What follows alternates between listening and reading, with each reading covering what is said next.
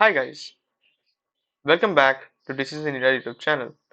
So today we are going to see the fourth question that came up in Leetcode weekly contest 388. That is maximum strength of k disjoint subarrays. So let's start. So what you're given is you're given a zero indexed array of integer nums of length n and a positive odd integer k. The strength x of subarray is like this formula that is equal to the strength, and uh, the strength is a sum of this thing. It is given the general formula. Okay, we have written the maximum possible strength that can be obtained. Okay, simple TP question. Okay, so let's see and let's understand the question properly. So let's understand from the basics. So we are given k subarrays. Okay, we are given suppose k subarrays, which means SA1, SA2 up till SA of n. Perfect. We're given k subarrays. So first we are going to see the strength. How we will calculate the strength. Strength is equal to minus 1 to the power of 0 k into SA of 1 to SA of 1 plus minus of 1 to the power of k minus 1 into SA2 and so on. Okay. Here, one more thing we need to understand is what is a disjoint? What is a disjoint subarray? Disjoint subarray means a subarray that has no overlap. Okay, disjoint subarray means a subarray that has no overlaps. Simple. So now we are going to see. Okay, so now we will see and we will take an example. Suppose we take an example 1, 2, 3 minus 1 and 2 where k is equal to 3. Okay. From here, let's take an subarray this one. Let's take this subarray 3, 2, 1. How the strength of this subarray will be calculated? Strength is equal to 3 into 1 minus 2 into 2 plus 3 into 1. Okay.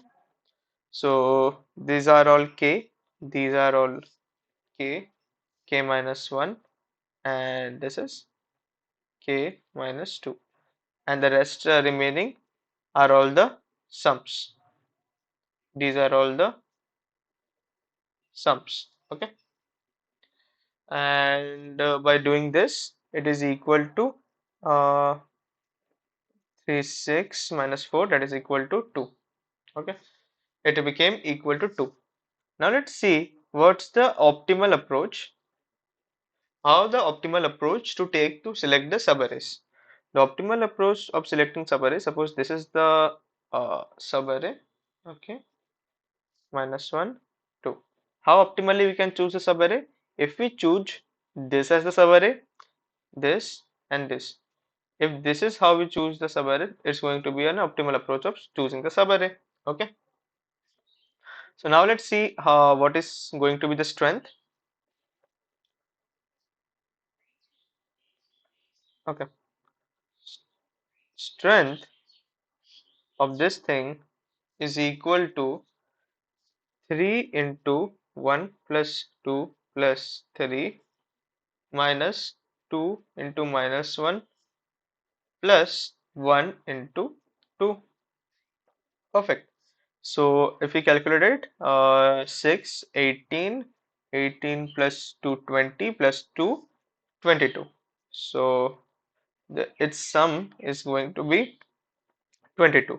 Now let's verify if it's correct or not, our solution here. Here you can see that, let's see here, you can see that for this condition the output is 22, which is perfect. The answer has to be 22. Once we have done with this, we will see some observations. What we will observe? Let's see. We'll see some observations. Okay. We will go to the question and we'll observe something. Let me take a pen. Yes. So you can observe that n is equal to 10 to the power 4. Okay. And k is also equal to 10 to the power 4, and the order of n into k is 10 to the power 6. Okay, these three things we have observed. So what we can conclude by these three things? We can conclude that possible possible uh, complexity. Okay, possible complexity can be v go of n ki power k, or v go of n k log of n. We can work on these two complexities. I have worked my solution on this complexity. So let's understand how we're gonna do and solve the problem using this complexity. Okay. Okay. So let's understand it nicely.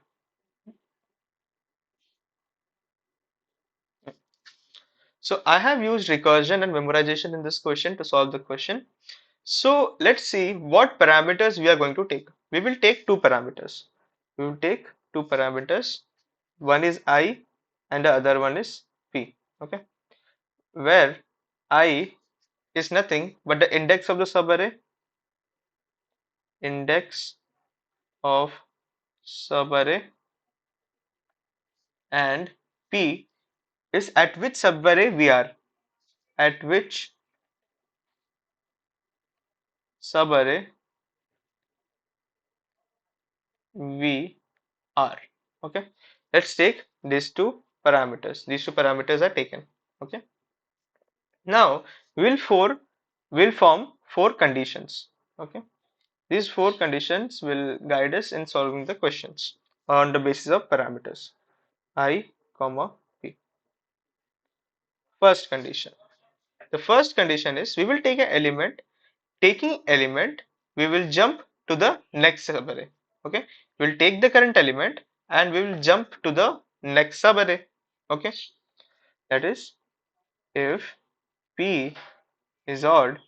Okay, we will take minus A of I, or we will take A of I. If P is odd, we will take minus A of I, else we will take A of I. Why I took this condition? I took this condition because we have to be present on the current element. Current element. We have to take the current element. Uh, Along with this, we will add plus recursion of I plus 1, comma, P plus 1. P plus 1. We took this because by taking we are taking an element, and also we are jumping to the next subarray. Okay, this is going to be our first condition. Okay, simple. This is going to be our first subarray, or first condition. Second condition, taking element but not jumping to the next subarray. Okay, taking element, recursion of I plus 1, comma, P. This satisfies we are taking element but we are not jumping to the next subarray. Okay, the second one. Third one we're gonna take is we are jumping to the next subarray without taking element. Okay, we are jumping to the next subarray.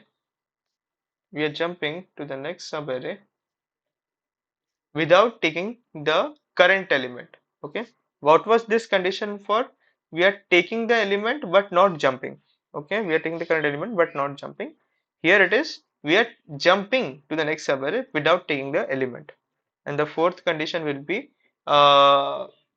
we will be taking the current subarray, jumping to the, and will jump to the next element. Okay, we're taking the current subarray and will jump to the next element, that will be satisfied for this. Okay, we will be working for these four conditions. Okay, now we will see some cases which are not possible. Okay, now we will see some cases which are not possible. Let's take in subarray cases not possible. So let's take in subarray like 1, -2, 3. We have taken that subarray. Let's say we have done subarray I comma 0. Okay, let's say we have this subarray I comma 0. Now I will write it out. Now we jump to I plus 1 comma 0. Okay, now we jump to I plus 1 comma 0. We have taken the first element. By doing this, we have taken taken first element. Okay, we have taken the first element. Now we cannot jump to I plus 2 comma 0. Okay, we cannot jump to I plus 2 comma 0 because if we jump to I plus 2 comma 0, we will be missing out -2. There will be a discontinuity. Okay, there will be a discontinuity. If we take this, so how will our array look like? Our array will look like 1 comma 3. -2 will be missing. Okay, so here to meet this, what we will do is we will consider a flag. Okay, if f equal to 1, to meet this, what we'll do is we'll consider a flag f. Okay, if f equal to 1, we have taken the element, we have taken already taken the element, and if f equal to 0, we have not taken the element. We have not, I'm writing it here, not taken the element. It's clear, I think. If f is equal to 0, if equal to 1, we have taken the element. If equal to 0, we have not taken the element. This is going to be the flag we are going to use. Okay, let's see which flag will be for what. For the, wait a second. Okay. For the fourth condition, the flag will be if f equal to 0, we'll using the flag. Okay, and for third condition, the flag will be for f is equal to 1. For second condition, there will be no flag because we are taking the current element. For this one also no flag, because we are taking the current element. So these are going to be all the fundamental, all the flag and all the logic that we are going to use in our code. Okay, so you can see I am redirecting the board once. So these are all the concepts we are discussed till now. And memorization part is easy, and we will use DP array for memorization part. Okay, let's see the solution, how it went. Okay, hmm. Now let's see the solution, and let's understand from the solution how the solution came. We take the pen again.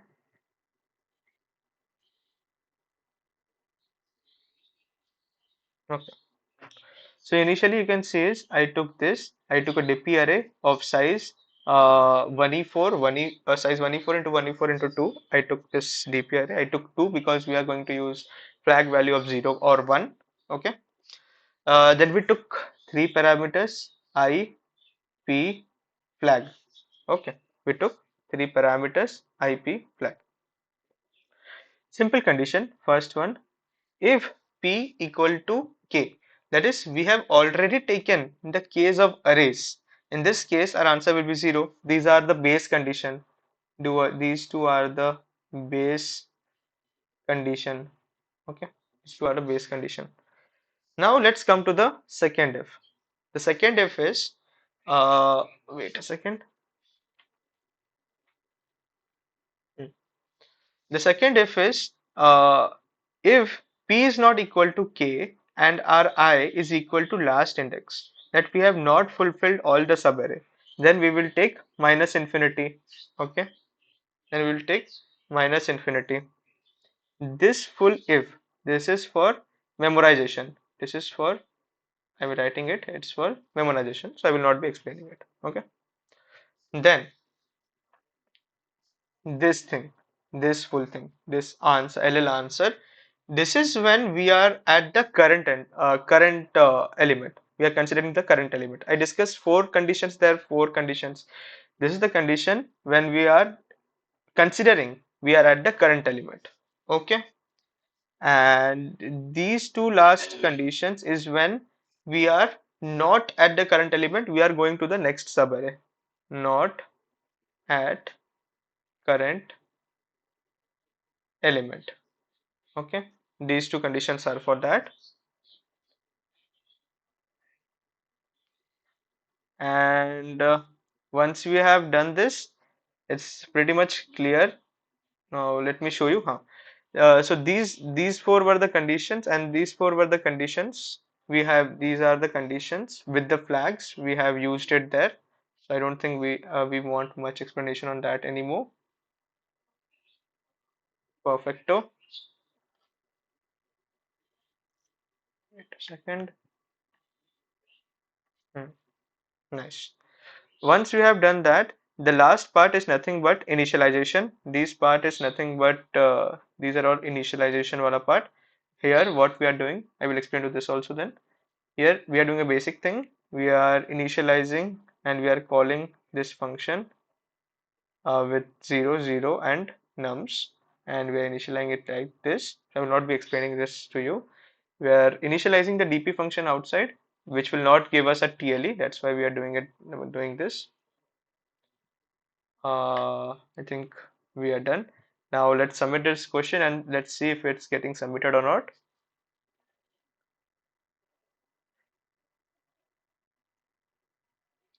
Yep, you can see that it got submitted. So this is how you're going to solve this question. If this video was helpful, please hit that like button and subscribe to DCC NIT-A channel. With this, bye bye, take care.